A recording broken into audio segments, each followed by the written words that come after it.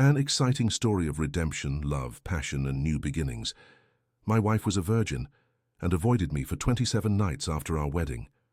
When she disappeared without a trace, I thought it was rejection.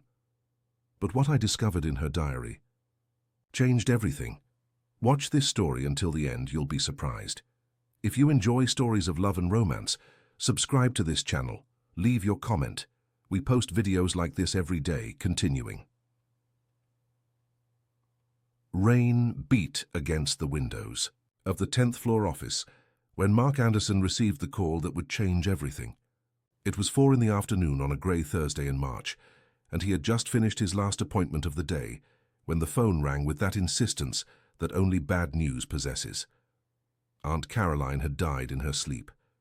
Mark stood frozen, holding the phone against his ear even after the call had ended, hearing only the distant hum of the air conditioner and the sound of rain outside. Aunt Caroline Anderson, his maternal aunt, the only person who remained of his family after his parents died in a car accident 15 years earlier. The only person who still worried if he was eating properly, if he was getting enough sleep, if he wasn't working too hard at the hospital. At 43, Mark had become one of the most respected cardiologists in New York. His schedule was always full, divided between Mount Sinai Hospital and his private practice in Greenwich Village. He had built a solid, predictable, safe life. A life that functioned like a Swiss watch, marked by hospital shifts, surgeries, medical conferences, and superficial relationships that he kept at a comfortable distance from his heart. But now, with Aunt Caroline dead, that life seemed hollow, as an empty drum. The family lawyer had explained the details of the inheritance over the phone. Aunt Caroline had left him St. Anthony's Farm, a 50-acre property nestled in the mountains of the St. Lawrence region in southern Virginia.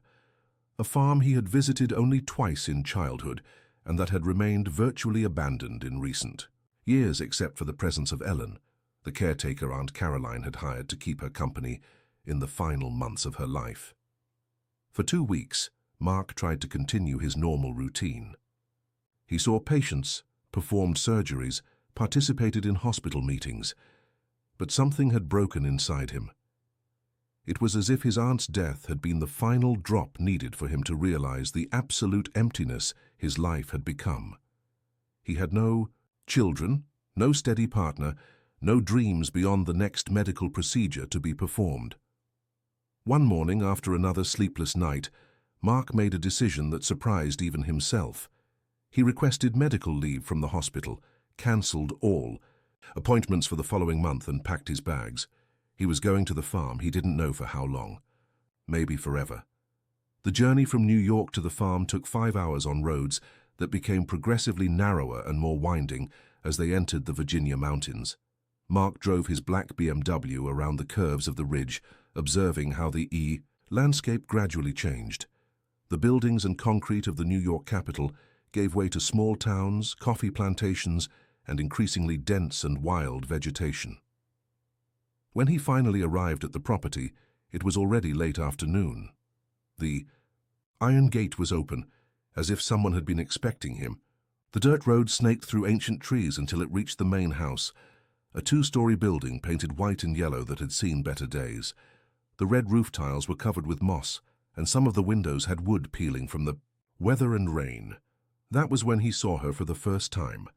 Ellen was in the backyard, hanging clothes on a makeshift clothesline between 2 jabuticaba trees. She wore a simple blue dress that fell to her knees, and her brown hair was tied in a low ponytail. There was something in the way she moved, slow and silent, that immediately caught Mark's attention. It wasn't hurry or anxiety. It was a deep, almost solemn calm, as if she were performing a sacred ritual. When Ellen noticed his presence, she turned slowly. Her eyes were a dark brown, almost black, and seemed to carry a weight that didn't match her young appearance. She didn't seem surprised to see him. In fact, there was something in her expression that suggested she knew he would come. "Dr. Anderson," she said, and her voice was low, melodious, with a slight rural accent. "I'm sorry for your loss of Miss Caroline. She talked about you a lot." Mark nodded, still processing the presence of this woman. Aunt Caroline had mentioned Ellen in their last phone conversations, but he had never imagined what she would be like. There was something about her that completely disarmed him. It wasn't beauty in the conventional sense of the word.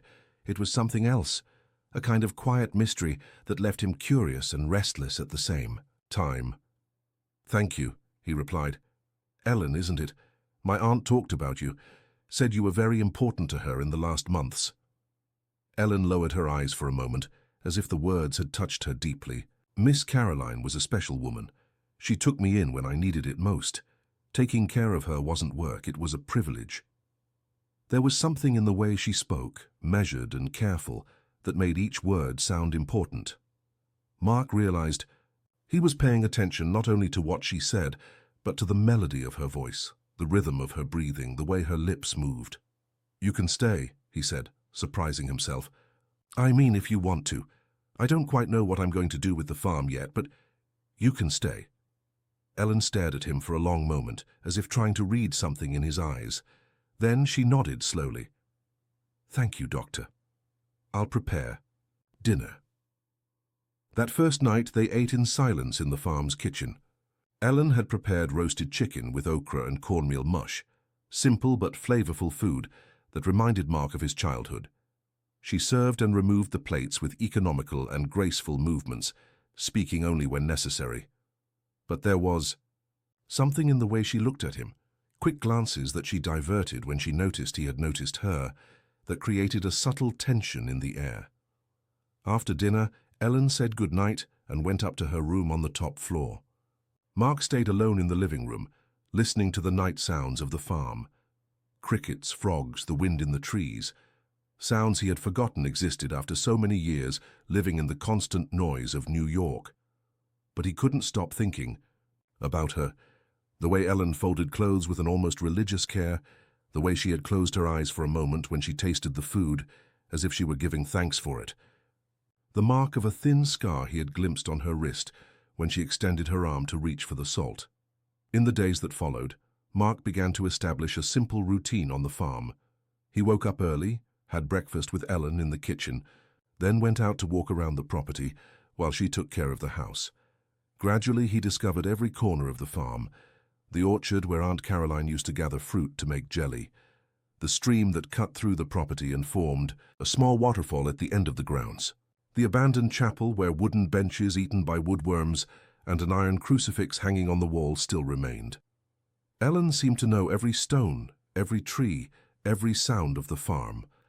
She showed him where Aunt Caroline liked to sit to watch, the sunset, which was the best place to fish in the stream, how to identify when the berries were ripe.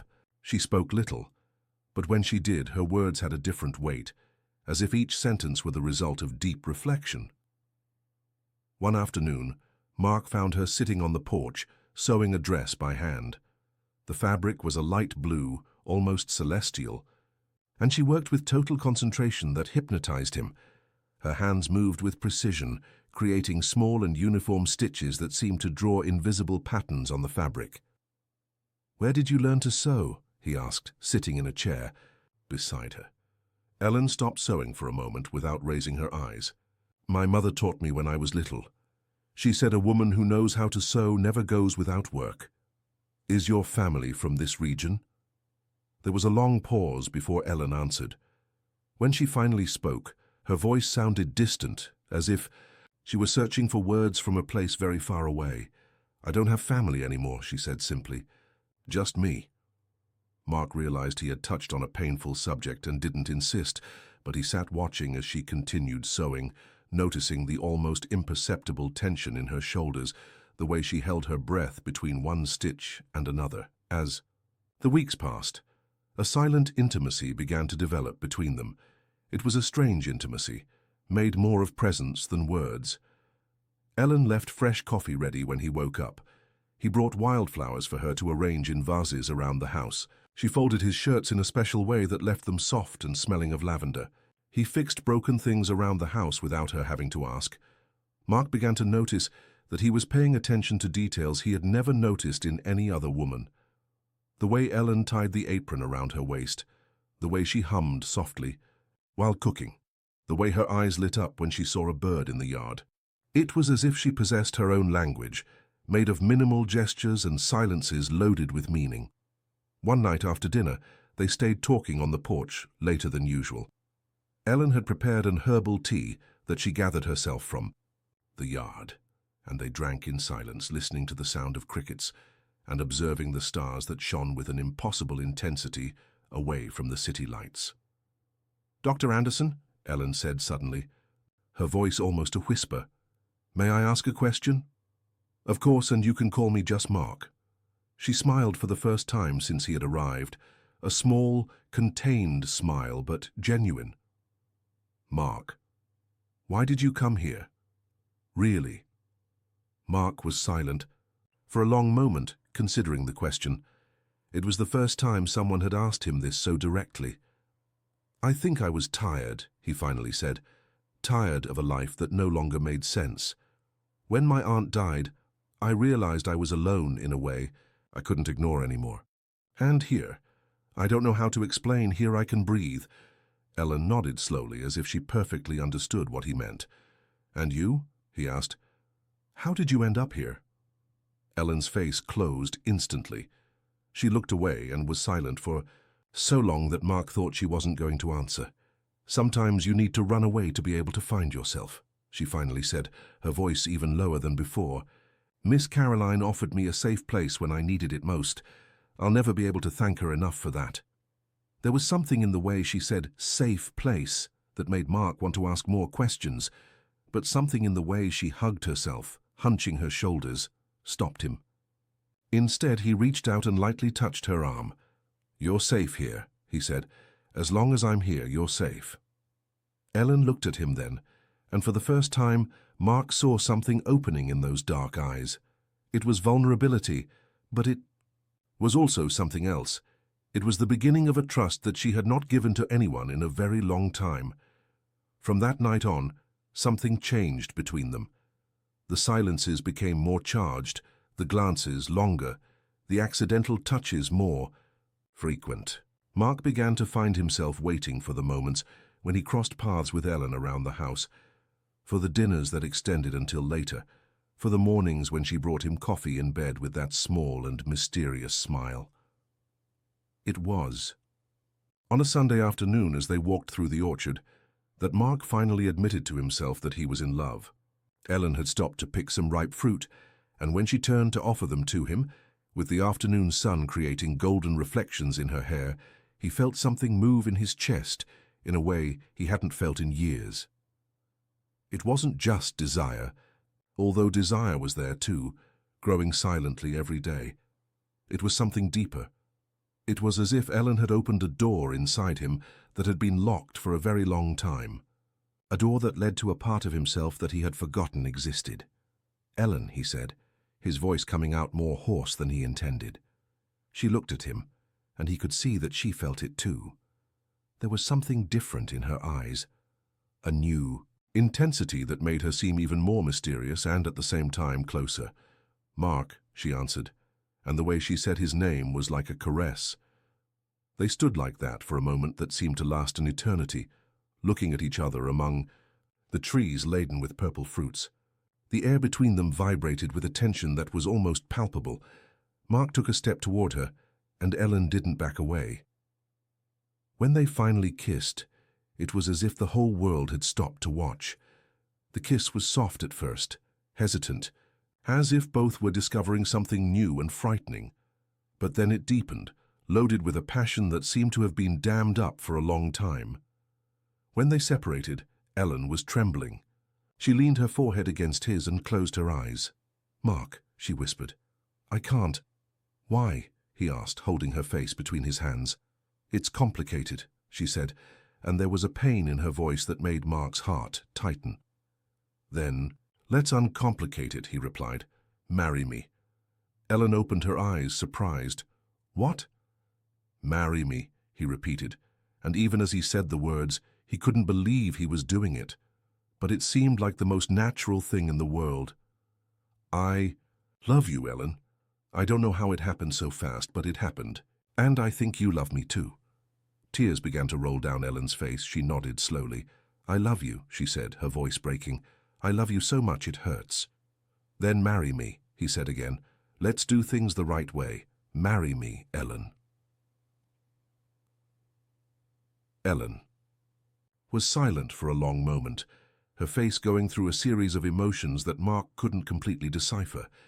There was love there, but also fear. There was desire, but also hesitation. As if she were fighting an internal battle that he couldn't understand. Finally, she nodded. "Yes," she whispered, "but there's one condition." "Anything," he said without hesitating. Ellen took a deep breath, as if preparing to reveal something. "Very difficult." "I need you to wait," she said. "I need us to get married, but for you to give me time before we're completely husband and wife. I need to prepare myself." Mark frowned, not completely understanding, but seeing the urgency in her gaze. "How long?" he asked. "I don't know," she answered, honest. "I just know I need it." There was something in that request that was almost desperate, as if her life depended on it. Mark didn't understand, but he loved this woman in a way that surprised him with its intensity.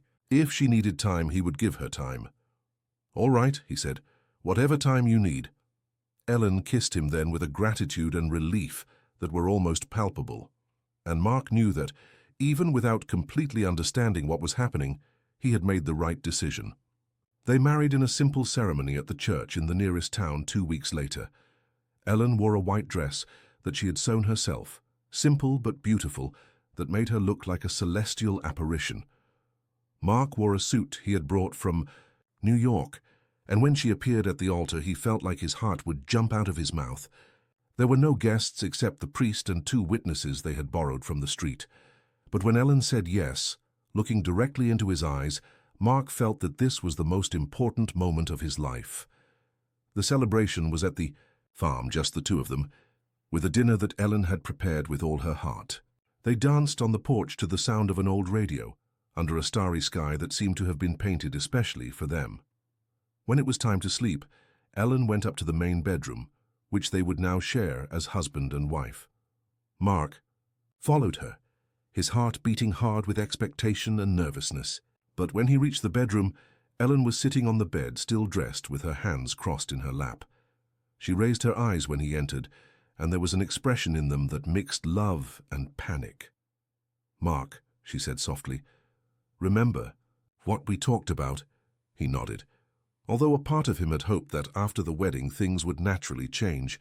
"I need more time," she said, "please." Mark approached and knelt in front of her, taking her hands in his. "As much time as you need," he said, and meant it.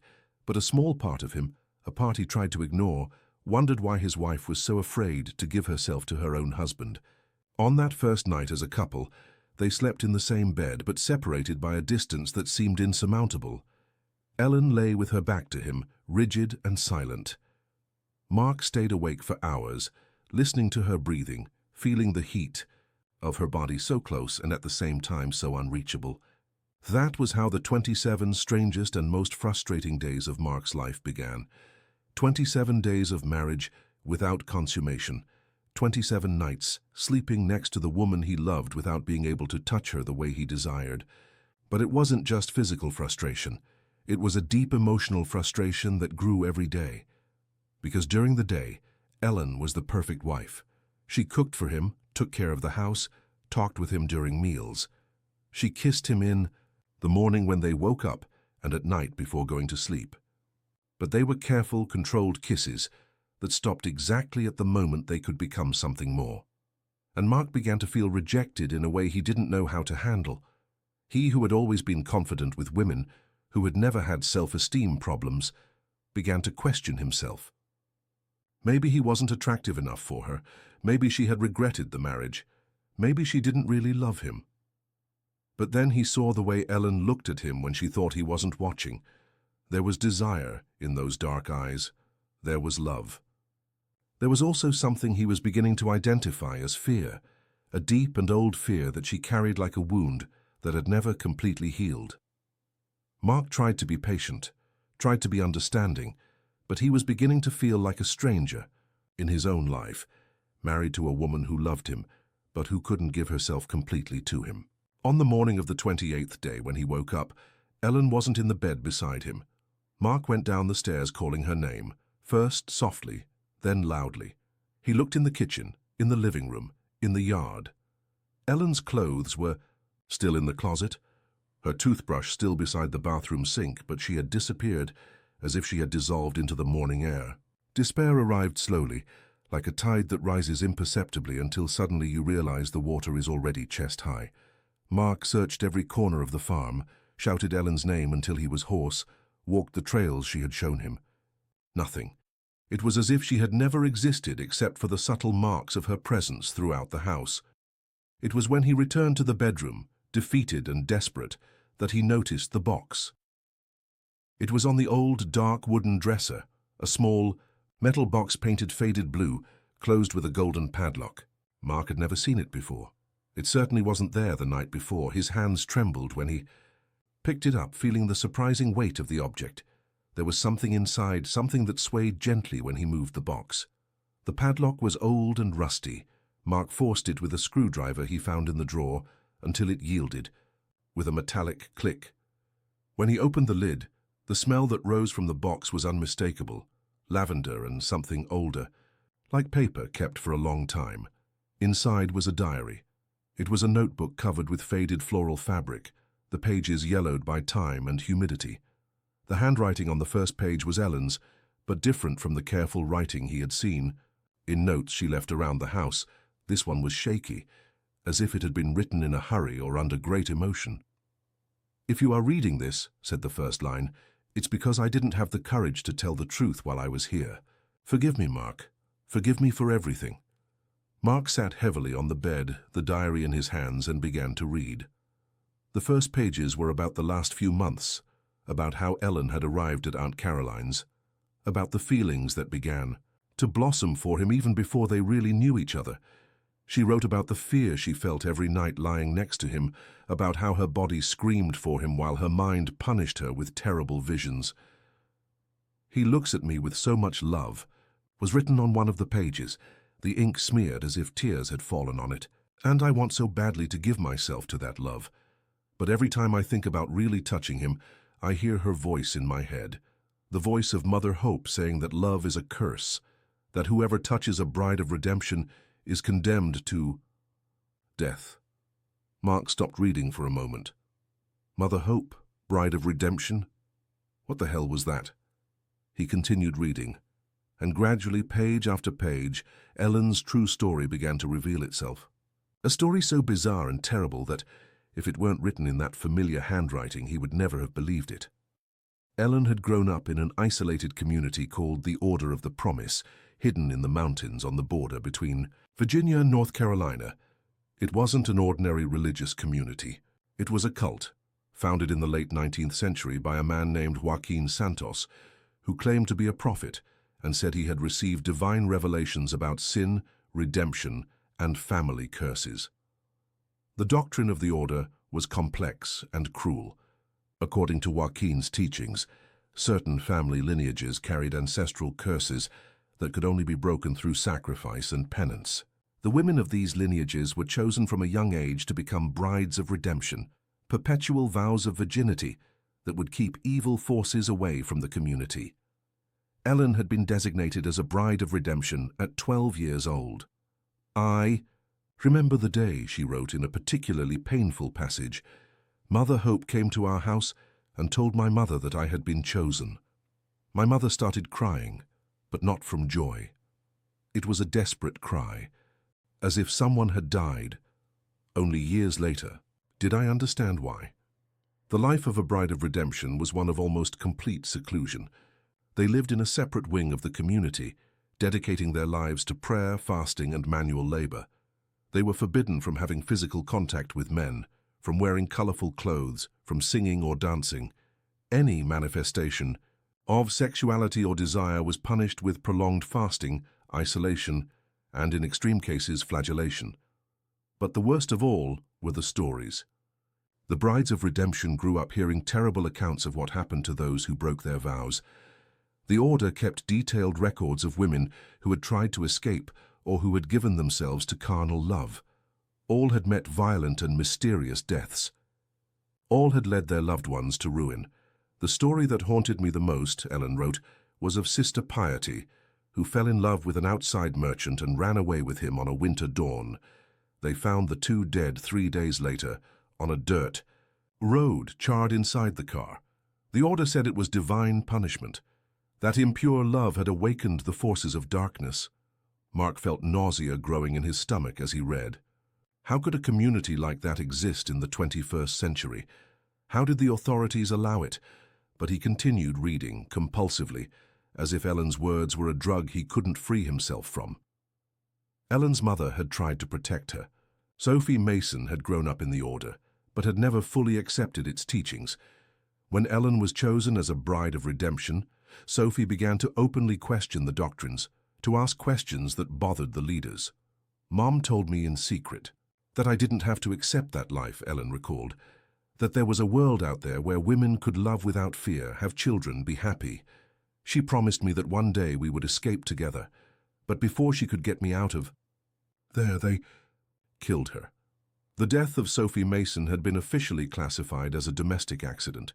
She was found burned in her own house on a December dawn, supposedly because of a gas leak.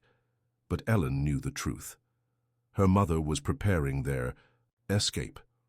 She had discovered documents that proved irregularities in the order, had contacted outside journalists. I found her notes hidden in the mattress lining after she died, Ellen wrote. She had names, dates, accounts of other women who had tried to denounce the order and had died in strange circumstances. Mum was writing a book. She wanted to expose everything. That's why they killed her.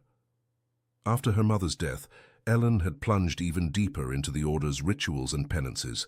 The pain of loss mixed with guilt and fear, creating a mental prison from which she couldn't escape. For 10 years she lived like a ghost, mechanically fulfilling her religious duties, avoiding any thought or feeling that might awaken her humanity. Until Mother Hope died. The spiritual leader of the order had died of old age at 83, and her death created a power vacuum that plunged the community into chaos. Some younger brides of redemption began to openly question the teachings. Others tried to escape. The rigid discipline that kept everyone under control began to fragment. It was during this period of instability that Ellen managed to escape. It wasn't courage, she wrote. It was pure desperation. I woke up one dawn and realized that if I stayed one more day in that place, I would die. Not from disease or accident. I would die from the inside out, like a plant that dries up from lack of sun. Ellen had fled, taking only the clothes on her body and some of her mother's belongings that she had managed to hide over the years. She wandered through small towns for months, doing odd jobs, always afraid of being discovered and taken back. That's how she reached Aunt Caroline. When she offered me work as a caretaker, I thought it was a trap, Ellen recalled. Nobody is kind without wanting something in return. That's what I had learned. But Miss Caroline was different. She treated me like a daughter. She made me feel human again.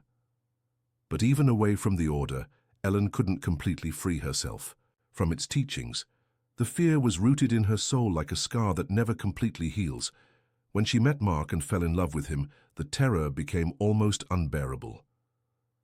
I love him so much that it physically hurts, she wrote in a passage that made tears roll down Mark's face.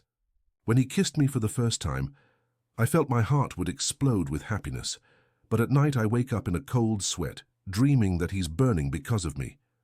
The order's teachings are so deep in me that I no longer know where fear ends and truth begins. The marriage had been both the happiest and most terrifying day of Ellen's life. She wanted to give herself completely to Mark, wanted to be his wife in every sense. But every time she thought about consummating the marriage, she saw Mother Hope's face, heard the terrible stories about brides of redemption who had broken their vows. Every night he sleeps beside me, so close that I can feel the heat of his skin, she wrote, and I'm dying to touch him, to give myself to him completely. But then I remember Mother's words. Impure love awakens evil. Whoever touches a bride of redemption brings the curse upon themselves. What if it's true, Mark? What if my love is really a death sentence for him? Ellen's internal struggle became more intense each day. She began to have recurring nightmares where she saw Mark dying in violent ways, burned, drowned, torn apart, always because of her. She woke up screaming, But when he asked what had happened, she made up excuses. "He is so good to me," she wrote.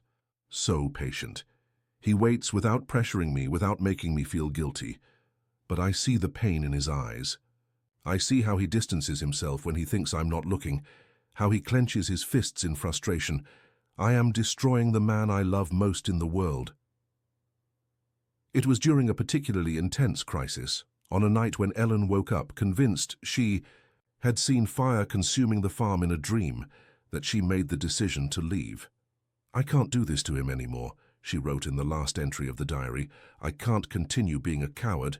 Either I find a way to free myself from these fears, or I leave his life forever. Mark deserves a woman who can love him completely, without fear, without guilt. And if I can't be that woman, at least I can spare him the suffering of being married to a ghost." Ellen had left the farm before dawn, taking only a small suitcase with some clothes. She hadn't left a note because she didn't know what to say. How to explain years of mental conditioning. How to make Mark understand that she loved him so much that she was willing to renounce him to protect him. "If you're reading this," the last page said, "to know that everything we lived was real. My love for you is the truest thing I've ever felt in my life. But I need to find a way to break these chains I carry. I need to discover if I can truly be free or if I'll spend the rest of my life being a prisoner of fear. Don't look for me, Mark. At least not yet. Let me find my own redemption." Mark closed the diary with trembling hands. It was getting dark, and he had spent the entire day reading, absorbing every word of that devastating confession. He felt a mixture of anger, sadness, and understanding that made him dizzy. Anger at the cult that had destroyed Ellen's childhood and youth, sadness for the pain she silently carried, and a painful understanding of why she couldn't give herself to him. But above all, he felt love, a love even more intense and desperate than before, because now he understood that the woman he had fallen in love with was even more courageous and strong than he had imagined. Ellen had managed to escape a life of oppression, had allowed herself to love despite all her fears, had fought against years of mental conditioning, and he wasn't going to give up on her. That night, Mark couldn't sleep. He stayed on the porch looking at the stars and trying to process everything he had discovered. Did the Order of the Promise still exist? Had Ellen returned there? Where else could she have gone? In the following days, Mark began his own investigation. He used his medical contacts to try to track isolated religious communities in the region. He searched the internet for references to the Order of the Promise, but found very little. Some sparse mentions in forums about religious cults, but nothing concrete. It was when he decided to look for information about Sophie Mason, Ellen's mother, that he had his first real breakthrough. In a detailed search of the National Library archives, he found a reference to a book published in a limited edition 20 years earlier, Daughters of Silence, Memoirs of a Survivor, authored by Sophie M. Parker. Mark rushed to the nearest university library, and after hours of searching the old archives, found one of the few existing copies of the book. When he opened the first page and saw the dedication, "To Ellen, my beloved daughter, who will one day know freedom," he knew he had found what he was looking for. Sophie's book was a detailed and courageous account of life inside the Order of the Promise. She described the punishment rituals, the psychological manipulation, the suspicious deaths of women who tried to escape. More importantly, she provided specific names, dates, and locations. Mark discovered that the Order had changed its name and location several times over the years to avoid investigations. Currently, it operated under the name Hope New Spiritual Renewal Center in an isolated location in the Blue Ridge Mountains, near the border between Virginia and North Carolina. But what shocked him most was discovering on the last page of the book a note from the publisher. Sophie M. Parker died tragically in a domestic fire 3 weeks after the publication of this book. The publisher deeply regrets the loss of a courageous voice against religious oppression. 3 weeks. Sophie had survived only 3 weeks after exposing the truth about the Order, and now Ellen was somewhere out there, possibly back to that life of terror. That night, Mark dreamed of Ellen for the first time. In the dream, she was in a dark room dressed in white, surrounded by shadowy figures whispering incomprehensible words. She looked directly at him through the darkness, tears of blood running down her face, and moved her lips silently. When Mark woke up sweating and desperate, he was certain she was asking for help. In the days that followed, the dreams became more frequent and more intense. Mark saw Ellen in increasingly disturbing situations, chained, flagellated, forced to participate in bizarre rituals. He woke up every night screaming her name, the sheets soaked with sweat. Strange signs began to appear around the farm, symbols carved into the wood of the doors, concentric circles with inverted crosses that Ellen had mentioned in the diary as being emblems of the order, words written in the condensation of the mirrors when he took a shower: salvation, redemption, purification. Sometimes he heard low voices coming from the room where Ellen had slept, voices that whispered prayers in Latin. Mark tried to convince himself that it was his mind playing tricks, the result of stress and lack of sleep. But the signs continued to appear, always at the moments when he was thinking about giving up looking for Ellen, as if some invisible force was trying to keep him on the path. One morning, after a particularly disturbed night of dreams, Mark made a definitive decision. He was going to find Ellen, whatever it took. He was going to bring her back, and if the Order of the Promise tried to stop him, he would face whatever was necessary. He prepared his bag, locked up the farm, and set off on a journey that he had no idea how long it would take or where it would end. But one thing he knew for certain: he wasn't coming back without Ellen. Because sometimes, in life, you find something so precious that it's worth any risk, any sacrifice. And Ellen was that for him. She was his salvation as much as he could be hers. As he drove along the winding roads of the Virginia mountains toward the place where he believed Ellen might be, Mark repeated to himself the words he had read in her diary: "Impure love awakens evil." But he didn't believe that. He believed the opposite. He believed that true love was the only force capable of breaking any curse, any fear, any chain. And he was going to prove it, whatever it took. The sun was setting behind the mountains when Mark finally spotted the first buildings of what appeared to be an isolated community. An iron gate blocked the entrance, and above it, engraved in Gothic letters, were the words that made his blood freeze: Hope New Spiritual Renewal Center. He had arrived. Ellen was in there. He could feel her presence like an electric current in the air, and nothing and no one was going to prevent him from bringing her back home. The gate was ajar when Mark approached, as if someone knew of his arrival. There were no visible guards, but he felt invisible eyes watching his every move. The place looked more like a corporate complex than a traditional religious community. White, modern buildings spread over an extensive area, surrounded by well-kept gardens where women dressed in white walked slowly, some alone, others in small groups. Mark left the car in the parking lot and walked toward the main building. His legs trembled slightly, a mixture of anxiety and exhaustion after days of travel and sleepless nights. The silence of the place was disturbing. There were no children running, no laughter or animated conversations, just a low, constant murmur that seemed to come from everywhere at once. A middle-aged woman, dressed in an impeccable white outfit and with an artificial smile, approached him at the main entrance. "Good afternoon," she said in a voice too sweet. "I'm Sister Charity. Can I help you with something?" Mark hesitated for a moment. He had planned a story about being a doctor interested in the community's spiritual healing methods, but now that he was there, the words seemed inadequate. "I'm looking for my wife," he finally said, deciding on the truth. "Ellen Mason, she might be here." The woman's smile didn't falter, but Mark noticed a flash of something in her eyes. Recognition, perhaps, or caution. "We don't have anyone by that name here," she responded automatically. "Our sisters leave their worldly names behind when they embrace spiritual life, but I can ask the Mother Superior if she will receive you." Mother Superior. The title made Mark's stomach contract. Had Ellen become a leader in the community? Sister Charity led him through white, antiseptic corridors to a comfortable but impersonal waiting room. The walls were decorated with images of saints Mark didn't recognize, figures with severe looks and suffering expressions. He waited for almost an hour, hearing the distant sound of chants coming from some part of the complex. When he was finally called to enter the Mother Superior's office, Mark was not prepared for what he saw. Ellen was sitting behind a dark wooden desk, but she wasn't the Ellen he knew. Her brown hair was completely covered by a white veil that framed her face in a severe way.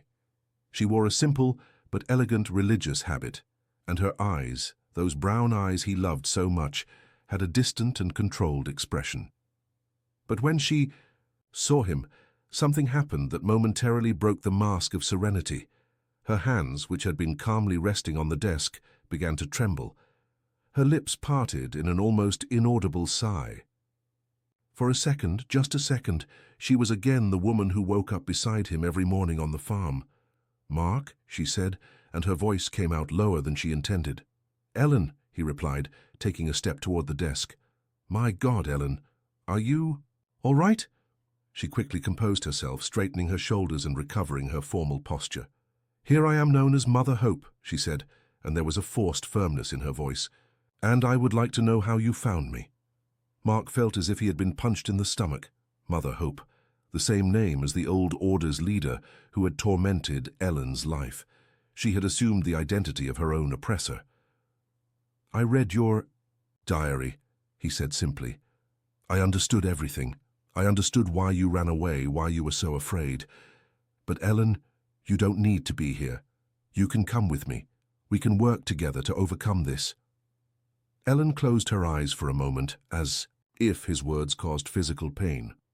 "What was between us was a mistake," she said when she opened her eyes again, but her voice trembled slightly. "I was confused, lost. Here I found my true purpose. I'm helping other women like me, women who carry heavy burdens and need spiritual guidance. Heavy burdens or fears created by psychological manipulation?" Mark asked, his voice loaded with frustration. "Ellen, you're not Mother Hope. You're Ellen Mason, my wife, the woman I love more than anything in this life." "Don't say that," she whispered, and for the first time since he had entered the room, her mask began to truly crack. "Please, don't make this harder than it already is." Mark went around the desk and knelt beside her chair, taking her trembling hands in his. "Look at me," he asked. "Look into my eyes and tell me you don't love me anymore. Tell me you don't feel anything for me anymore, and I'll leave right now and never bother you again." Ellen tried to pull away, but he held her hands more firmly. When she finally looked at him, there were tears running down her face.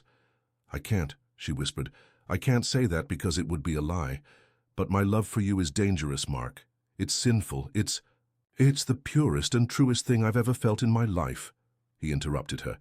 "And I know you feel the same thing. Ellen, these people have brainwashed you since you were a child. They distorted your perception of love, made you believe that your natural feelings are sin. But they're not. What we feel for each other isn't a curse, it's a blessing." Ellen sobbed, covering her face with her hands. "You don't understand," she said between sobs. "The things I've seen, the things that happened to the other women who tried to leave. My own mother died for trying to expose the truth. What if something happens to you because of me?" "It already has," Mark said softly. "You left my life and it almost killed me. Living without you is worse than any curse, Ellen. I'd rather die loving you than live a whole life without you." There was a knock on the door, and Sister Charity entered without waiting for a response. "Mother Hope," she said, casting a suspicious look at Mark. "The sisters are waiting for the afternoon prayer." Ellen got up quickly, wiping away the tears and recomposing her posture. "Of course," she said, her voice returning to the formal tone. "Dr. Anderson was just leaving." Mark stood up too, but didn't move toward the door. "Ellen," he said, ignoring the other woman's presence, "I'm going to stay at the inn in the next town. I'll stay there until you decide to come with me, or until you convince me that you really want me to leave forever." Ellen looked at him for a long moment, her hands nervously squeezing the rosary that hung from her waist. "I can't ask you to wait," she said softly. "You're not asking," he replied. "I'm choosing." Mark left the religious complex with a broken heart, but not defeated. He was absolutely certain that the woman who had spoken with him was not the real Ellen. She was a distorted version of her, created by fear and guilt. The real Ellen was buried down there, struggling to breathe. The inn in the nearby town was a simple but welcoming place, run by an elderly couple who asked no questions about why a New York doctor had appeared alone in that lost region of the mountains. Mark rented a room for an indefinite time and spent the next 3 days in an agony of waiting. During the day, he walked around the small town, talked with the residents, tried to understand more about the renewal center. Opinions were divided. Some praised the charity work the sisters did, distributing food and medicine to the poor in the region. Others whispered strange stories about women who arrived broken and left there as well-dressed ghosts. "My granddaughter worked there for a while," an elderly lady told him while buying bread at the local bakery. She said the sisters were kind, but that there was something wrong with that place. Some women arrived there fleeing violent husbands, abusive families, but after a while, it was as if they completely forgot who they were before. They all talked the same, smiled the same. It gave me chills. At night, Mark dreamed of Ellen, but now the dreams were different. He saw her dressed in white, leading groups of women in prayers, distributing blessings with mechanical gestures. In some dreams, she looked directly at him through the mists of sleep and moved her lips silently, as if trying to tell him something she couldn't pronounce. On the third night, Mark woke up with someone softly knocking on the room door. It was 3 in the morning. He got up, put on a t-shirt, and carefully opened the door. Ellen was standing in the corridor, but it wasn't the mother hope he had found in the office. This was the real Ellen, dressed in a simple navy blue dress, her hair loose falling over, her shoulders, her face washed in tears. "I shouldn't be here," she whispered, "but I can't pretend anymore that I don't feel anything." Mark said nothing. He just moved aside so she could enter. Ellen hesitated on the threshold for a moment, as if she were about to cross a line from which there would be no return. Then she stepped forward. The room became charged with tension the moment the door closed behind her. They stood facing each other, separated by only a few meters that seemed like an eternity. "Ellen," Mark said softly. "No," she interrupted him, raising a hand. "Let me speak first. I need to speak before I lose my courage again." She walked to the window and stood looking out into the darkness. "Since I returned to the community, I tried to convince myself that I had done the right thing," she said, her voice low but firm. "I tried to bury myself in the rituals, the prayers, the work. I took the name Mother Hope because I thought if I became her, if I became the person who terrorized me for years, maybe I could control the fear." She turned to face him. "But it doesn't work that way. Fear isn't controlled by assuming the identity of those who hurt us. It just gets bigger, more distorted. And each day that passed, I felt like I was dying a little more inside." Mark took a step toward her, but Ellen raised her hand again. "There's more," she said. "The women who arrive there, Mark, they're not being healed. They're being broken. In a different way. They're exchanging one type of prison for another. And I saw myself doing that to them, using the same words, the same methods that were used on me. I became what I hated most in life." Tears began to roll down her face again. "This morning, a young girl arrived there. She wasn't more than 18, fleeing a forced marriage. And when she looked at me asking for help, I saw myself at 12 years old. I saw the desperation, the hope, the desperate need for someone to truly protect her. And I realized that if I continued in that farce, I would destroy her the same way they tried to destroy me." She walked up to Mark, stopping right in front of him. "I ran away from you out of fear," she said, her voice breaking. "Fear that my love would hurt you. Fear that the curses were real, fear that I didn't deserve to be loved. But what I discovered is that fear without love isn't protection. It's just another form of death." Mark extended his hands and gently touched her face, wiping the tears with his thumbs. "Ellen," he whispered, "my love for you isn't a curse. It's the only thing that makes sense in my whole life." "I know," she said, covering his hands with hers. "I finally understand that. But I need you to know that if we stay together, if I give myself completely to you, it won't be easy. The fears are still here inside," she hit her chest, "and it will take time for me to completely free myself from them. We have all the time. In the world, Mark replied. The time you need. And if the curses are real? She asked, a shadow of fear still hovering in her eyes. Then we'll face them together, he said without hesitation. But Ellen, I don't believe in curses. I believe in love, and I believe that our love is stronger than anything these people put in your head. Ellen closed her eyes and took a deep breath, as if she were making the most important decision of her life. I love you, Mark, she said when she opened her eyes. I love you more than fear, more than guilt, more than all the ghosts of my past, and I'm tired of running from this.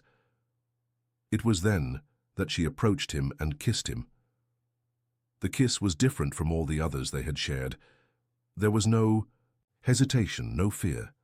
It was the kiss of a woman who had finally chosen love over terror, life over mere survival. It was the kiss of someone who gave herself completely, without reservations. Mark wrapped her in his arms, feeling as if a part of himself that had been lost finally returned home. Ellen was there, really there. No longer running, no longer hiding behind masks and fears. Ellen, he murmured against her lips. Are you sure? Are you sure this is what you want? In response, she began to slowly unbutton her dress, her eyes fixed on his. I've never been more sure of anything in my life, she said. What happened next was both the most natural and the most sacred thing Mark had ever experienced. It wasn't just sex. It was an act of redemption, of healing, of liberation. Ellen gave herself to him with an intensity that was almost desperate, as if she were trying to compensate for all the months of denial and fear. She explored his body with a reverent curiosity, as if she were discovering something precious that she had lost a long time ago. When he touched her, she didn't tremble with fear as before. She trembled with pleasure, with relief, with a deep joy that made her cry and laugh at the same time. Nothing is going to happen to me, Mark whispered, as he moved over her, seeing the shadow of fear that still passed through her eyes. I'm here, I'm whole, I'm alive, and I'll stay that way because what we have is good, is pure, is sacred. Ellen pulled him closer, kissing his neck, his shoulders, whispering words of love that she had never dared pronounce before. I was so lost, she cried. So lost and so afraid, but you found me. You brought me back. We found each other, he corrected, and now we'll never lose each other again. They made love until the first lights of dawn began to appear in the window. It was as if they were trying to recover all the lost time, all the nights they slept side by side without touching, all the moments when fear had been stronger than love. When they finally rested, Ellen nestled in Mark's arms. She seemed like a completely different person. The weight she carried on her shoulders had disappeared. Her face was serene, young, free. It was as if she had finally found her way back to herself. What are we going to do now? She asked, tracing lazy circles on his chest. We're going home, Mark replied, to the farm, and we're going to start a new life for real this time, without fear, without guilt, without ghosts from the past. And the women who stayed there? Ellen asked, a shadow of concern passing over her face, especially the young girl who arrived yesterday. I can't just abandon them. Mark was silent, for a moment thinking. Then we don't abandon them, he finally said. We find a way to really help them. Maybe we can use the farm as a temporary refuge for women who want to leave there. You know their methods, you know how they manipulate. You can help other people free themselves too. Ellen smiled, and it was the first genuinely happy smile that Mark had seen on her face since he had found her again. You would do that? She asked. Transform our home into a place of shelter. Our home has always been a place of shelter, he replied, kissing her forehead. It was there that you welcomed me when I was lost. It was there that we found each other. It makes sense that it's there that we'll help other people find themselves too. Ellen nestled closer to him, feeling a peace she hadn't experienced in years. I love you so much, she murmured. And I'm no longer afraid to say that. I love you too, he replied, and I promise I'll spend the rest of my life proving that love isn't a curse, it's a blessing. They fell asleep as the sun rose outside, entwined with each other, finally. At peace. For the first time since they had met, there were no nightmares, no fears whispered in the darkness. There was only love, pure and simple, strong enough to break any chain. But when Mark woke up a few hours later, he was alone in the bed. Panic hit him like lightning.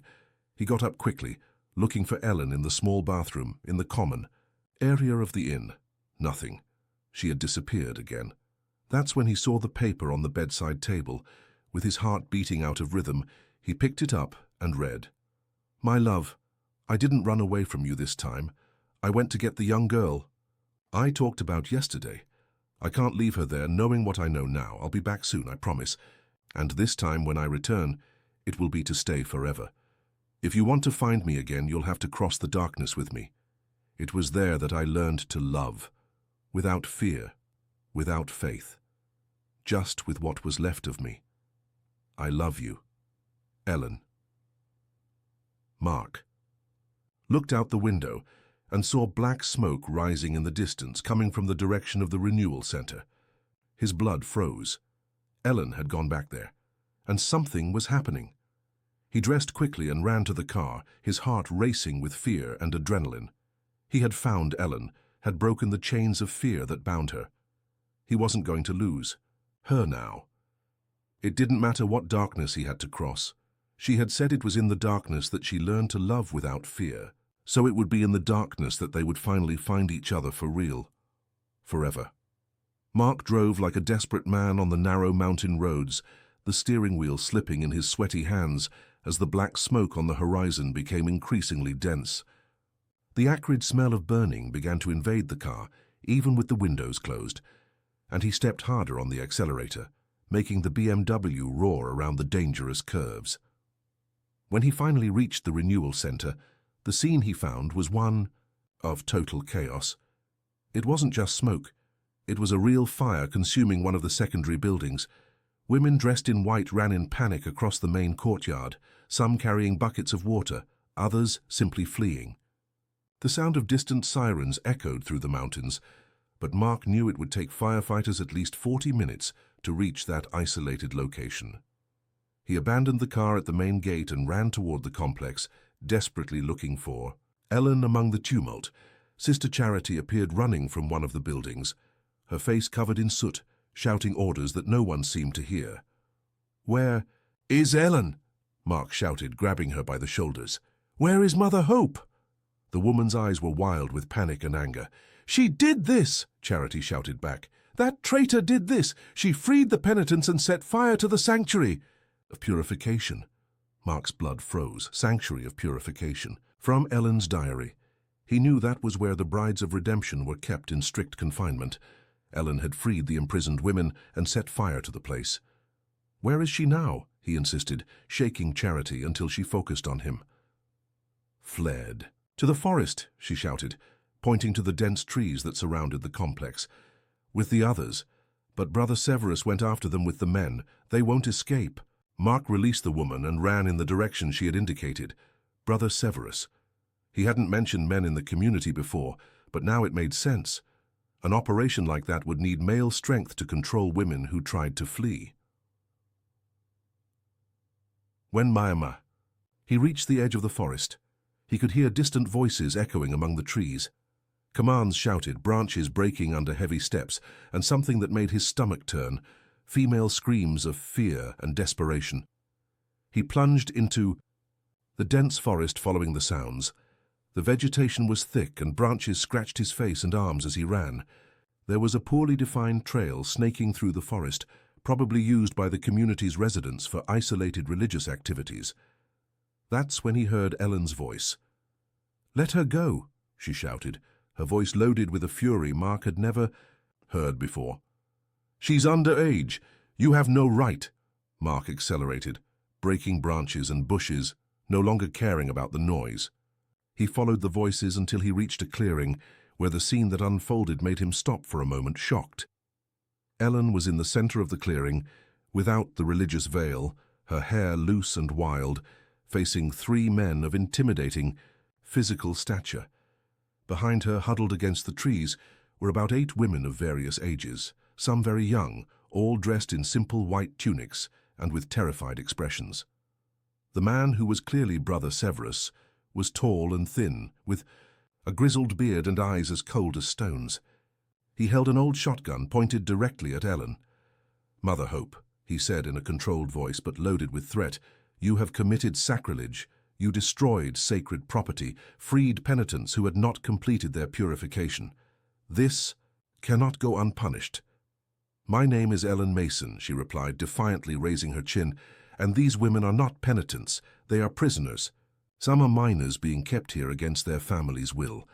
Severus smiled, a cold and cruel smile. "Their families brought them here because they are contaminated by sin. It is our duty to purify them." "Purify or break?" Ellen retorted. "Like you broke my mother when she tried to expose the truth." It was then that Mark realized he needed to act. Severus was becoming increasingly tense, and the other two men were positioning themselves to surround Ellen and the women. He looked around, searching for something he could use as a weapon, and found a fist-sized rock. "Sophie Mason was a lost woman," Severus continued, his voice gaining a fanatical tone. "She brought the curse upon herself when she tried to profane our sacred teachings. And you are doing the same thing." "The only curse here is you," Ellen said, taking a step forward despite the weapon pointed at her. "You who steal these women's youth, who torture them in the name of God, who kill those who dare to question you." Severus raised the shotgun, a little more aiming directly at Ellen's chest. "You're going to come back with us now," he said, "and accept your penance for what you did. The others too, and this time the purification will be more rigorous."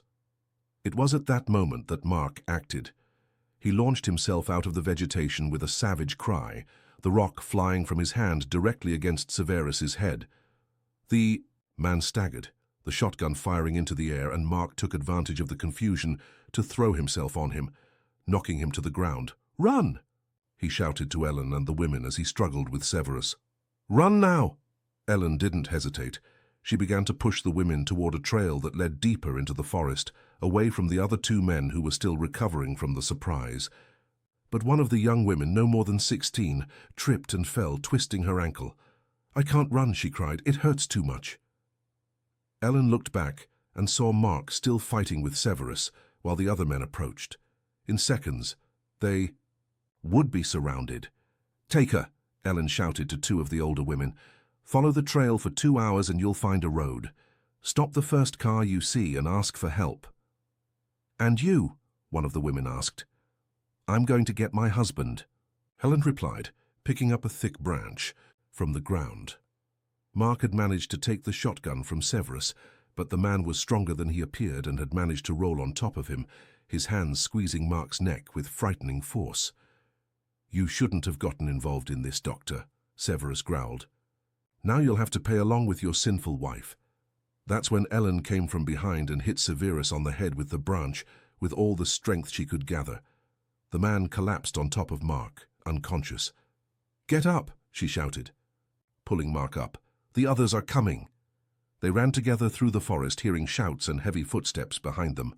Helen knew the mountain paths better than Mark, guiding him through narrow and hidden trails that she had discovered during the months she lived in the community. "This way," she panted, pulling him down a steep descent. "There's an old cave further down. We can hide there until they give up looking." The cave was small and damp, carved into the living rock of the mountain. They squeezed inside, embracing, trying to control their noisy breathing as they heard the men running outside, shouting to each other about which direction to follow. They remained silent for almost an hour before Ellen finally whispered, "I think they're gone." Mark held her tighter against him, still processing everything that had happened. "You could have died," he whispered, "when I saw that man pointing the gun at you." "I couldn't leave those women there," Ellen replied, "especially the girl. She's only 16, Mark. Her parents brought her because they discovered she was dating a boy. They said she was contaminated by sin and needed to be purified." Mark felt nausea rising in his throat. "Purified how?" Ellen was silent for a long moment. When she spoke, her voice was loaded with pain. "Forced fasting, complete isolation, flagellation, and in the most extreme cases—" She stopped, breathing deeply. "They perform medical procedures without anesthesia. They say physical pain purifies the soul." "What kind of procedures?" Mark asked, although a part of him didn't want to know. "Hysterectomies," Ellen whispered. On women they judge incorrigible, so they can never have children and pass on their curse. The horror Mark felt was so intense that he had to fight against the urge to vomit. These weren't just religious fanatics. They were criminals, torturers, murderers operating under the guise of a spiritual community. We have to go to the police, he said. We have to report all of this. Ellen sadly shook her head. It won't work. They have contacts, Mark, police officers, judges, local politicians. My mother tried to report them 20 years ago and nothing came of it. That's why she decided to write the book.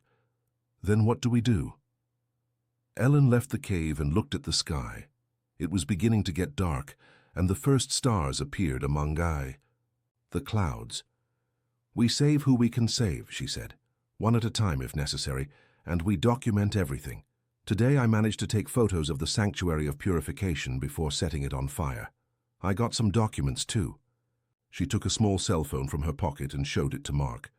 On the screen were photos that made his stomach turn, tiny cells with iron bars, rusty medical instruments, whips and handcuffs, and handwritten lists with names of women and procedures performed on them. My God, he whispered, this is enough evidence to shut down the place and arrest all of them. If we can get someone to actually see it, Ellen said, but first we have to get out of here alive.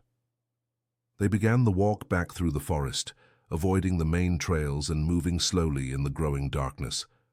Ellen knew the way, but even so it took almost 3 hours to reach where Mark had left the car. The BMW was still there, but it wasn't alone. 2 cars from the community were parked beside it, and Mark could see figures moving in the darkness. They were waiting. Damn, Ellen whispered. They knew we would come back for the car. And now? Mark asked. Ellen thought for a moment, then smiled. It was a dangerous, almost wild smile.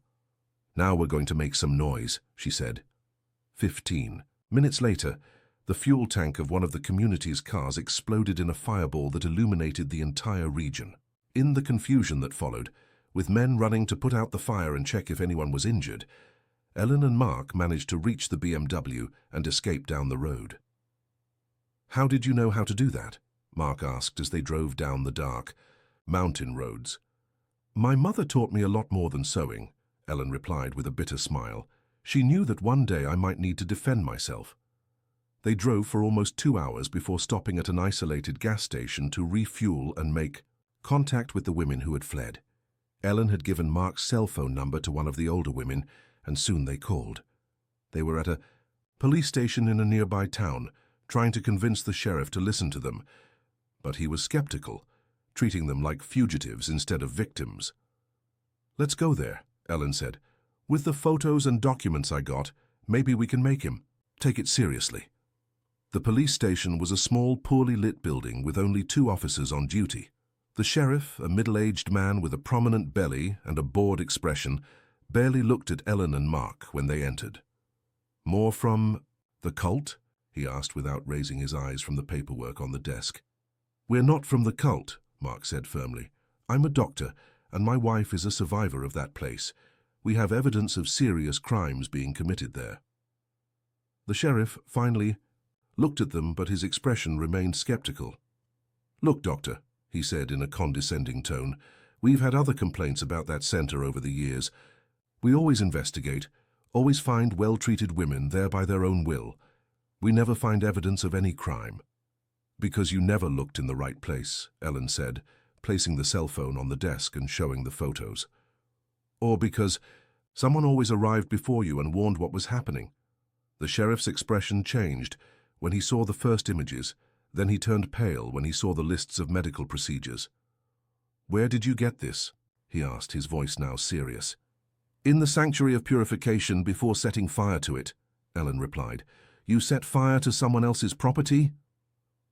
I set fire to a torture chamber, Ellen corrected, and I saved 8 women who were being kept there against their will.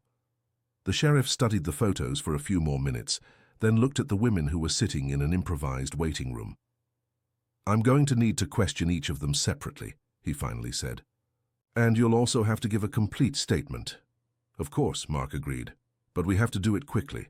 The men from the community are still looking for us, and they won't hesitate to use violence to silence us. As if invoked by his words, the sound of cars arriving quickly echoed from outside. Through the window, Mark could see 3 vehicles parking in front of the police station. Armed men began to get out of them. "Damn," the sheriff muttered, grabbing his gun. "Call for backup from Richmond, now." Ellen grabbed Mark's arm. "They came after us. They won't stop until they silence us for good." The front door of the police station exploded in a shower of splinters when Severus, apparently recovered from the blow to the head, kicked it with violence. He entered, followed by 5 other men, all armed.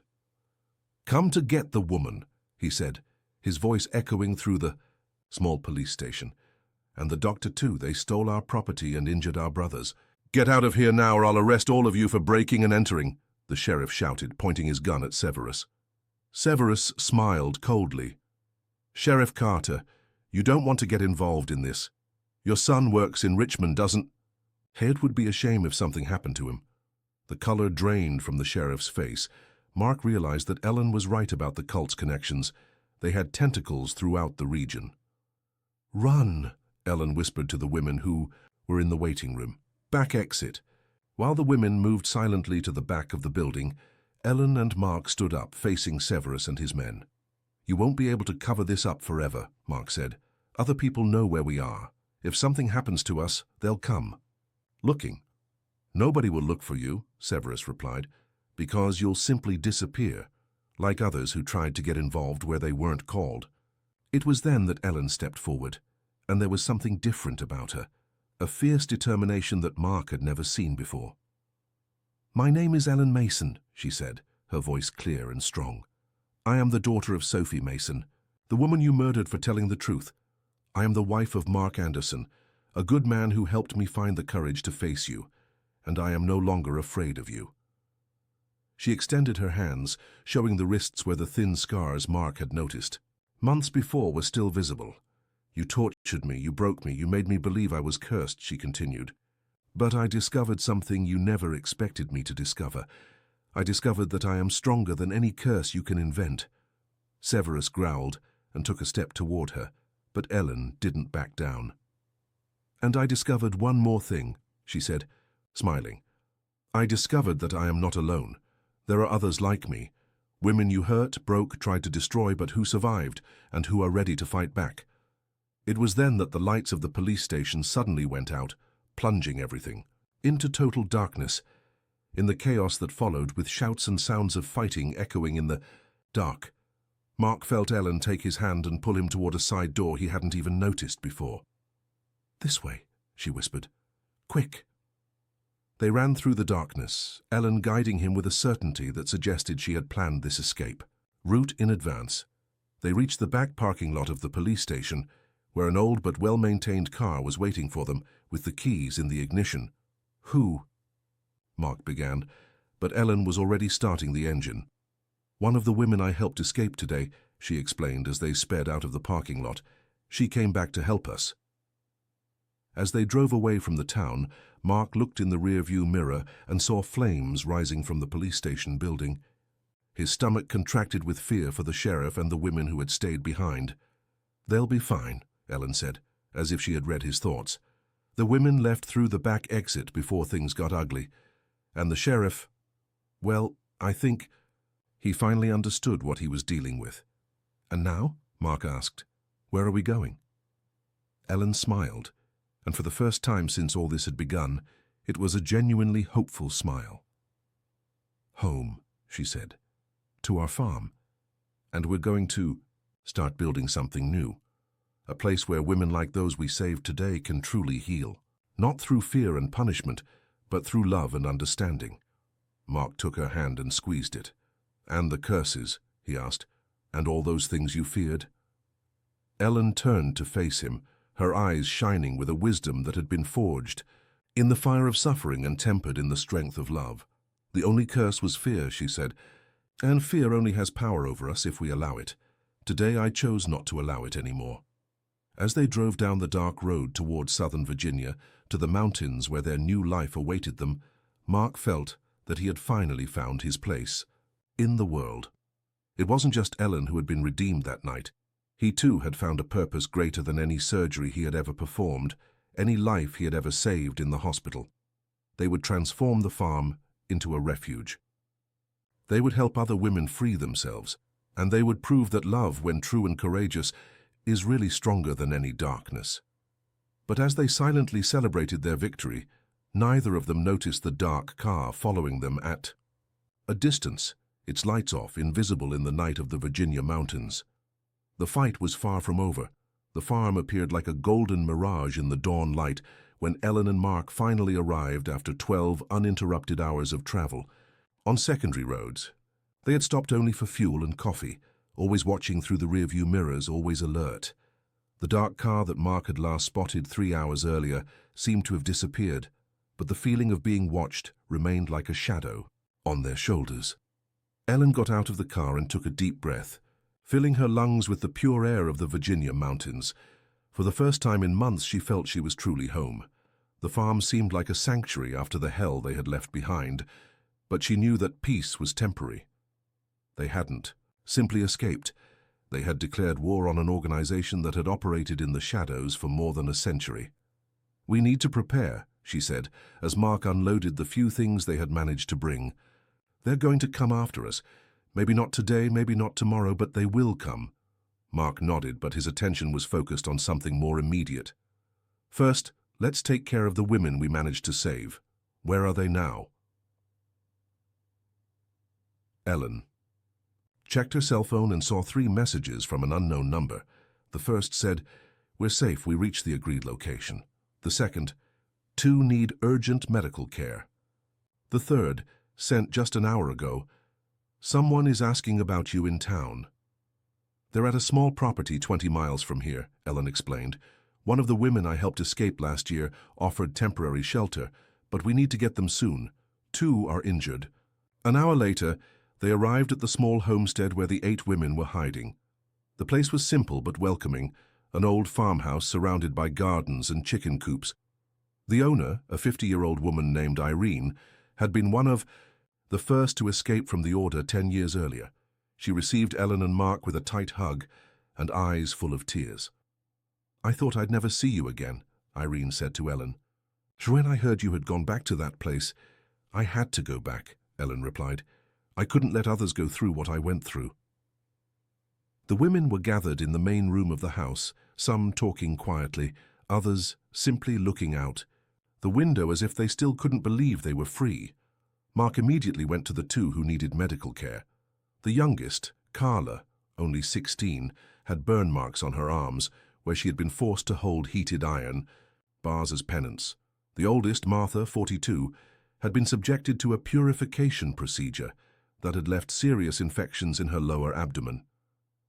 "I need to take them to a hospital," Mark said to Ellen after examining the 2. "These infections can be fatal if not properly treated." Ellen shook her head. "We can't. At the hospital they'll ask questions. They'll want to call the police. And if the order has contacts in the local police, they won't be safe." "Then what do we do?" Mark asked, frustrated. "Let them die." "Can't you bring medical supplies here?" Irene suggested.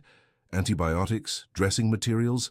I have a friend who's a veterinarian who can get some things, no questions asked." Mark thought for a moment. It wasn't ideal, but it might be the only option. "I'll need more than a veterinarian can provide. I need human-use antibiotics, saline, suture equipment. I'll have to go back to New York and get them from my office." "It's too dangerous," Ellen protested. "If they've figured out who you are, they might be watching your workplace." "Then I'll ask someone to get them for me," Mark decided. "I know a doctor colleague in Richmond who owes me some favors.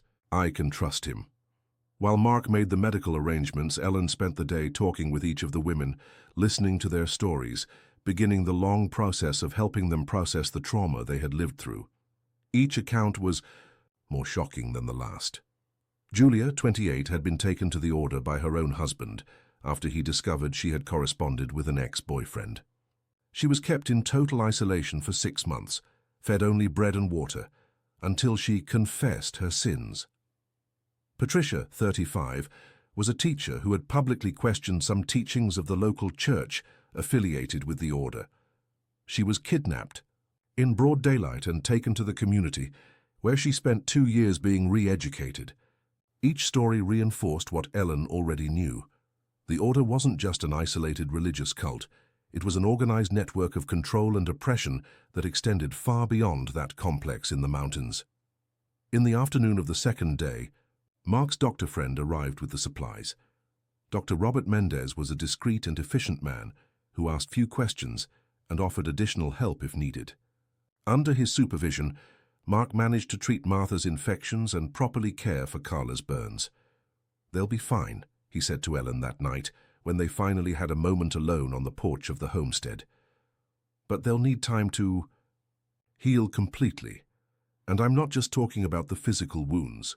Ellen nodded, leaning her head on his shoulder. "I know that.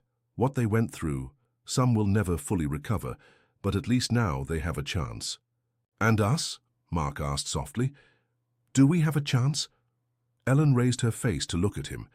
There was a serenity in her eyes that he hadn't seen in a long time, but also an iron determination. "We have more than a chance," she said. "We have a purpose. You realize that, don't you? What happened to us, our love story, it was to prepare us for this, to help other people free themselves." Mark kissed her forehead gently.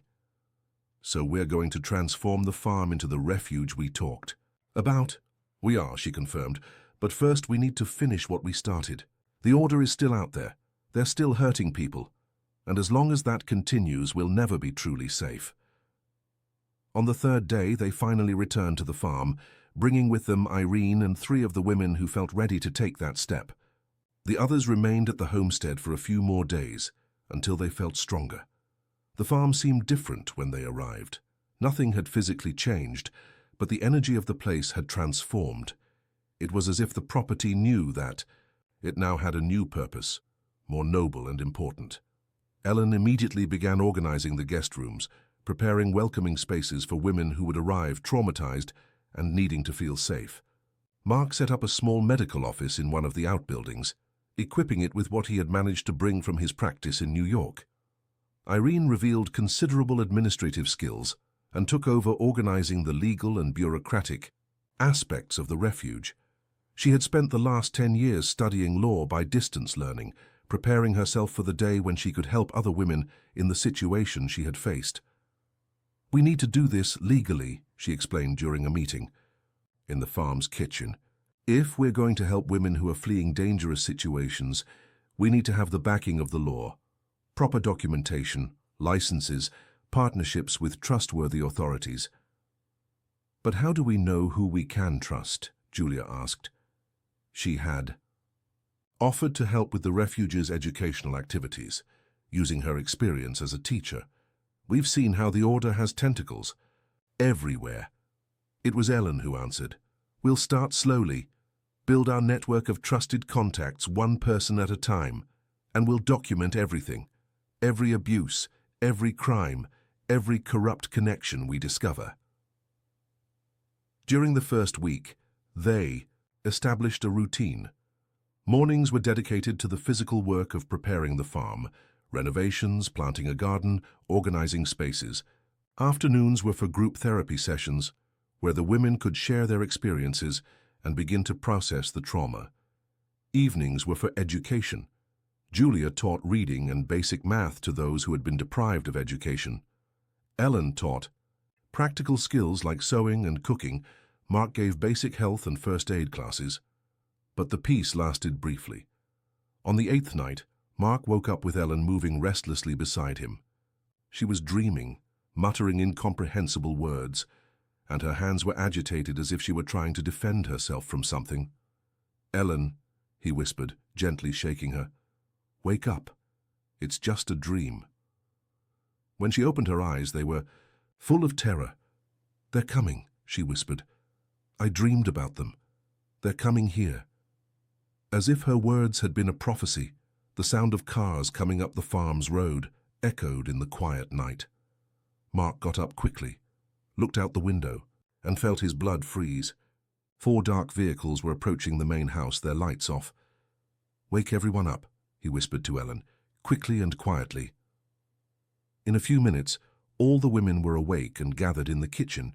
Irene had prepared an evacuation plan. For exactly this kind of situation, There was a trail at the back of the property that led to an abandoned fisherman's cabin by the creek about 2 miles away. "Take only the essentials," Ellen whispered to the women as they prepared to flee. "Documents, medicines, a coat, nothing more." When the cars finally stopped in front of the house, they had already managed to evacuate 4 of the 6 women. But Carla, still recovering from her burns, was moving very slowly, and Martha simply refused to leave. "I'm tired of running," she said, sitting heavily in a kitchen chair. "I'm 42 years old. I've spent the last 20 running from one situation or another. If they want to take me, let them. But I won't run anymore." "Martha, please," Ellen begged. "You know what they do to women who resist, and you know what they do to women who run," Martha replied. "At least if I stay, you have a better chance to escape." Before Ellen could argue further, the front door exploded in a shower of splintered wood. Severus entered with 2 armed men, but he looked different this time. More controlled, more dangerous. There was no longer the wild anger of previous encounters. There was something worse. Cold and calculated determination. "Ellen Mason," he said calmly, as if greeting an old acquaintance. "Or should I say Ellen Anderson now? We found out about your little marriage at the church in St. Lawrence." Ellen positioned herself in front of Carla, who was trembling behind her. "Leave the girl alone. If you want someone, take me. But she has nothing to do with this." Severus smiled, an icy smile that didn't reach his eyes. "Oh, but she does. All of you do. You know too much, you've seen too much, and worse than that, you've started to give hope to others. This can't continue." It was then that Mark appeared in the kitchen doorway, holding a shotgun that had belonged to Ellen's uncle. "Get out of my property, now." Dr. Mark Anderson, graduated from Columbia, specialist in cardiology, office in Greenwich Village, Severus recited, as if reading a resume. "You have no idea how much we've discovered about your life in the last few weeks. Your secretary, for example, Mrs. Helen, 62, widow, lives alone in Murray Hill. It would be a shame if something happened to her." Mark's face paled. "Mrs. Helen had worked with him for more than 10 years. She was like a mother to him." "What do you want?" he asked, lowering the gun slightly. "We want you to come with us," Severus said. "Without resistance, without scandal. You have information that belongs to our organization. Photographs, documents, testimonies. All of this needs to return to where it belongs." "And if we agree to go?" Ellen asked. "What happens to the other women?" "That depends on you," Severus replied. "The more cooperative you are, the more merciful we'll be with those who are still under our protection." Ellen and Mark looked at each other. Both knew that if they went with Severus, their chances of survival were minimal. But if they didn't go, he would fulfill his threats against innocent people. It was Martha who broke the impasse. "You're forgetting one thing," she said, slowly rising from the chair. "We're not the same women you broke. We've changed." Severus laughed. "Changed? You're the same weak, sinful creatures you've always been. The only difference is that now you have a little more insolence." "Really?" Martha asked, and there was something dangerous in her voice. "Then explain this." She lifted her blouse, revealing an explosive vest strapped to her chest. Severus's men immediately pointed their guns at her, but she smiled calmly. "I discovered an interesting thing about myself these last few weeks," she said. "I discovered that I'd rather die free than live as a slave, and this vest has a range of 50 yards, enough to take all of Duri. Us together." Severus's expression changed for the first time, showing a crack in the mask of control.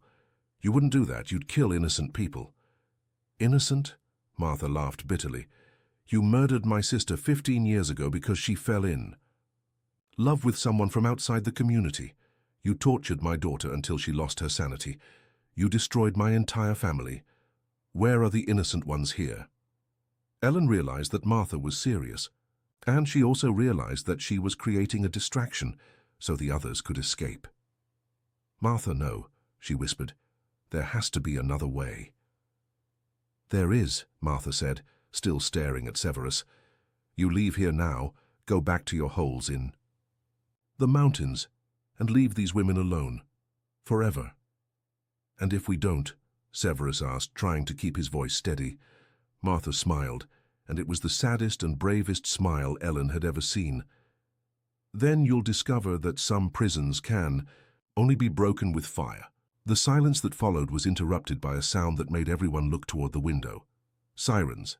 Many sirens rapidly approaching. Federal Bureau of Investigation, Irene announced, appearing in the kitchen doorway with a cell phone in her hand. I called them as soon as I saw the cars coming, and I sent all the evidence Ellen collected by email to journalists in 3 different states. If anything happens to us, the story will be on the front page of every newspaper tomorrow. Morning. Severus looked around, realizing he had lost control of the situation. His advantages had evaporated.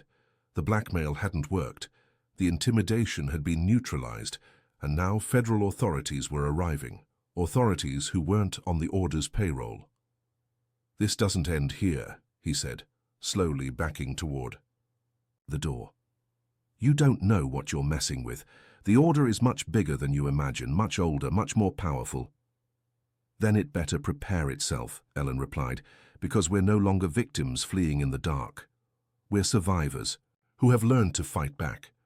And we won't stop until we expose every rotten secret, every crime, every person you hurt. Severus and his men left the house just as the FBI cars arrived at the farm's gate. Ellen ran to help Martha remove the vest, which, they discovered, later was filled only with modeling clay and disconnected wires, an elaborate ruse that had saved all their lives. How did you know it would work? Mark asked later, when they finally had a moment to breathe. Martha smiled tiredly. I didn't, but I grew up in a family of miners. I learned one thing. When you're at rock bottom and have nothing left to lose, sometimes the only way out is to make the other side believe you're crazy enough to blow everything up. The federal agents spent the entire night collecting statements, photographing evidence, coordinating with prosecutors in Washington. The agent in charge, a serious man named Agent Santana, explained that they had been investigating the order for months, but hadn't been able to gather enough evidence until now. The material you provided is exactly what we needed, he said to Ellen the following morning. Photographs of torture sites, lists of illegal medical procedures, testimonies from multiple victims. This is enough to dismantle the entire operation. But they said the organization is bigger than we think, Ellen replied. Severus talked about the order being ancient and powerful. What if there are other communities like that one? Santana nodded gravely. That's what we're going to find out now. You've opened a door that's been closed for a long time, and we're going to walk through it. A week later, the story exploded in the national press. Religious cult tortured women in the name of God was the headline of the country's largest newspaper. Network of clandestine communities practiced mutilation and murder, said another. The repercussions went beyond what Ellen had imagined. Other women began to appear, survivors of similar communities scattered throughout rural America. Lawyers offered to work for free. Investigative journalists began to discover connections between the order and local politicians, businessmen, even some members of the traditional clergy. It's like you said, Mark commented one night, as they watched the news on the farm's television. The darkness was hiding much more than we imagined, but now that we've brought light to it, there's no going back. Ellen, nestled against him on the sofa, observing the other women in the refuge, now there were 12, scattered around the room, some watching TV, others talking quietly, others simply enjoying the feeling of safety. You know what impresses me most, she said?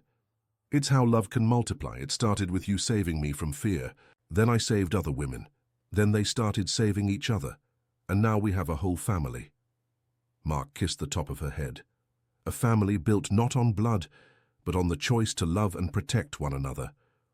And that's stronger than any curse, Ellen murmured, finally at peace. But in town, 50 miles away, a man in an expensive suit hung up the phone after a long and tense conversation. The smile on his face was cold and calculated. So they think they've won, he said to himself. They have no idea how deep the roots are that they're trying to pull up. He picked up another phone and dialed a number. Yes, it's them, he said, when someone answered. The Anderson farm, it's time to use the more definitive methods. And this time there can be no survivors. The war was far from over. In fact, it was just beginning. 3 months had passed since the media explosion that exposed the crimes of the Order of the Promise, and St. Anthony's Farm had completely transformed. What was once an abandoned rural property now housed 23 women of all ages, all finding different ways to rebuild their lives after unimaginable traumas. Ellen woke up that June morning with a strange sensation in her chest. It wasn't fear exactly. She had learned to identify and control her fears. It was something more subtle, an intuition she had developed in recent months, as if her body had created an internal alarm system to detect danger. Mark was still sleeping beside her, his face relaxed in the peace of the morning sleep. In the last few months he had transformed as much as she had. The urban, controlled doctor had given way to a man with stubble, hands calloused from farm work, eyes deeper and wiser. Ellen gently traced the lines of his face with her fingers, amazed at the journey that had brought them here. Their love had evolved into something that transcended the initial physical passion. It was a deep partnership, built on shared struggle, on jointly overcoming obstacles that seemed impossible. They had faced the forces of darkness together and had won. Or at least, that's what they thought. Ellen got up slowly, put on a robe, and went down to the kitchen. The farm routine started early. At 6 in the morning, Julia was already preparing coffee for everyone, while Irene checked the messages that arrived daily from women asking for help to escape similar situations. "Good. Morning," Ellen greeted, serving herself coffee. "How are the new girls?" Julia smiled. "Carmen and Beatrice slept through the night for the first time since they arrived. I think they're finally feeling safe." Carmen and Beatrice were sisters, 17 and 19, who had arrived the previous week, fleeing from a community similar to the Order in Kentucky. The discovery that there were other cells of the organization scattered across the country had been shocking, but not surprising.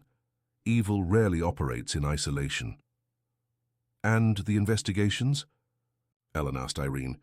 "Any news from Agent Santana?" Irene frowned, a worried expression passing over her face. "It's funny you should ask. He was supposed to call yesterday with updates about the arrest warrants in New York, but he didn't call.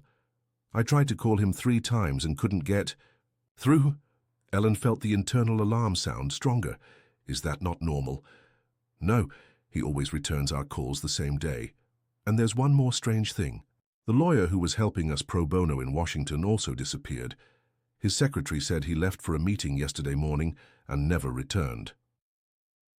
Before Ellen could respond, Mark came down the stairs, already dressed and with a serious expression on his face. "Ellen," he said, "we need to talk in private." They went out to the porch where Mark checked around to make sure they were alone. "I received a strange call last night after you fell asleep," he began, "from someone who identified himself as Dr. August Montenegro. He said he knew about my medical work and wanted to talk to me about a professional proposal." Ellen didn't recognize the name, but something about it made her shudder. "And what's strange about that?" "He knew details about our situation that shouldn't be publicly available. He mentioned the exact number of women who are here on the farm. He knew about the treatment I gave to Martha and Carla, and at the end of the conversation, he said something that froze my blood." "What did he say?" Mark hesitated, as if reluctant to pronounce the words. He said, "Dr. Anderson, you've done admirable work exposing the excesses of some of our minor operations, but now it's time for you to meet the true guardians of the sacred order."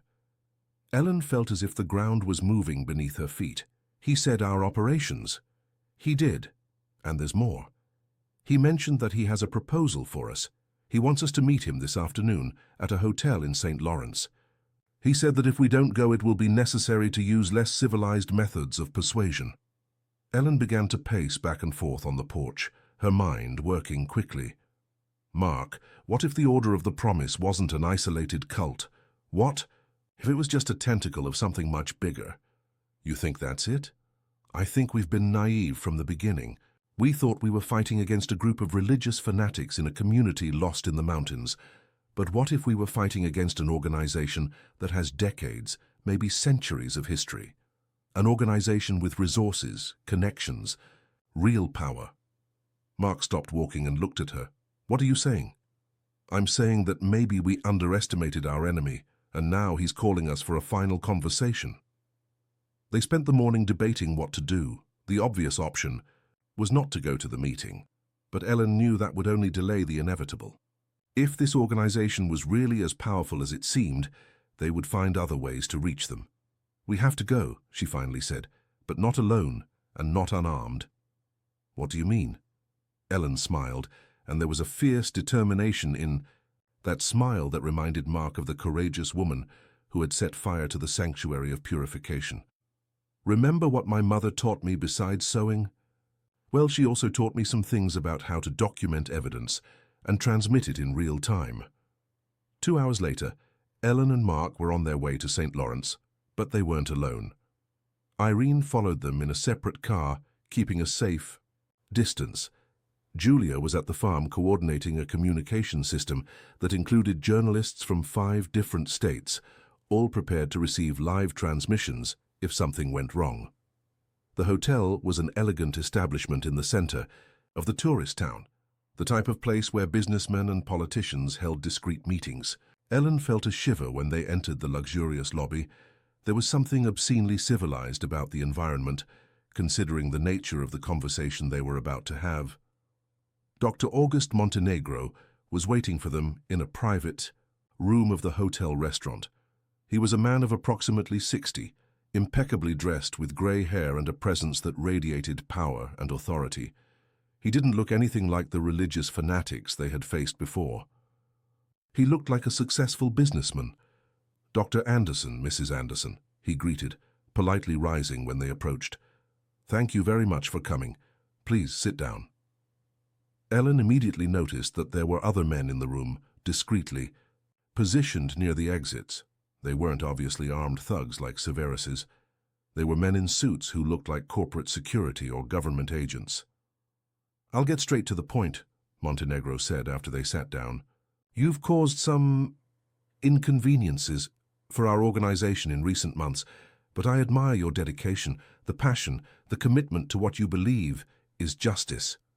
If you're trying to flatter us, you can stop, Ellen said coldly. We know who you are. Or at least we know what you represent. Montenegro smiled, a genuinely amused smile. Ah, Mrs. Anderson, daughter of the brave Sophie Mason, do you really think you know who we are? I know you're a criminal organization that hides behind religious facades to torture and control women, Ellen replied. I know you killed my mother when she tried to expose you, and I know you won't be able to intimidate us. Intimidate? Montenegro repeated, seeming genuinely surprised. My dear, you've completely misunderstood our intention. We don't want to intimidate you. We want to recruit you. Mark and Ellen looked at each other, confused. Explain that, Mark said. Montenegro leaned back in his chair, assuming the posture of someone about to reveal an important secret. The Order of the Promise, as you knew it, was indeed one of our operations, but it was an operation that had gotten out of control, becoming too primitive, too brutal, drawing unnecessary attention. You did us a favor by exposing it. Ellen felt nausea rising in her throat. A favor? Yes. You allowed us to clean house, so to speak, remove the more fanatical elements and replace them with more modern, more efficient, more discreet methods. What methods? Mark asked, although a part of him didn't want to know the answer. Montenegro made a gesture, and one of the men in suits brought a folder of documents. He opened it, revealing photographs, graphs, reports. You created a refuge for traumatized women, he said, a place where they feel safe, where they learn to trust again, where they open up about their most intimate and painful experiences. Don't you realize that's exactly what our organization needs? What are you talking about? Ellen asked, but a terrible suspicion began to form in her mind. Information, my dear. The women you saved were all registered in our databases. We know everything about their families, their connections, their secrets. We know which ones have relatives in positions of power, which ones have access to valuable information, which ones can be useful. in other ways. The horror Ellen felt was so intense that she had to hold onto the table to avoid fainting. "So you're using us, our refuge, our healing work. You're using all of this to collect information about the victims? And doing it much more efficiently than the brutal methods of the old order," Montenegro confirmed. "You create trust, psychological safety. The women open up voluntarily, share everything. It's a much more elegant system." Mark got up abruptly, his chair toppling backward. "You're a monster." "I'm a businessman," Montenegro corrected calmly, "and I'm offering you the chance to become official partners instead of involuntary collaborators. Think about what you could do with adequate resources. A larger farm, more women saved, more lives transformed. In exchange for spying on them. And delivering them to you," Ellen said, her voice loaded with disgust. "In exchange for recognizing the reality of the world you live in," Montenegro replied. "Do you really think you can change centuries of power structures with a refuge on an isolated farm? We have global resources, connections at all levels of government, the capacity to really transform the world."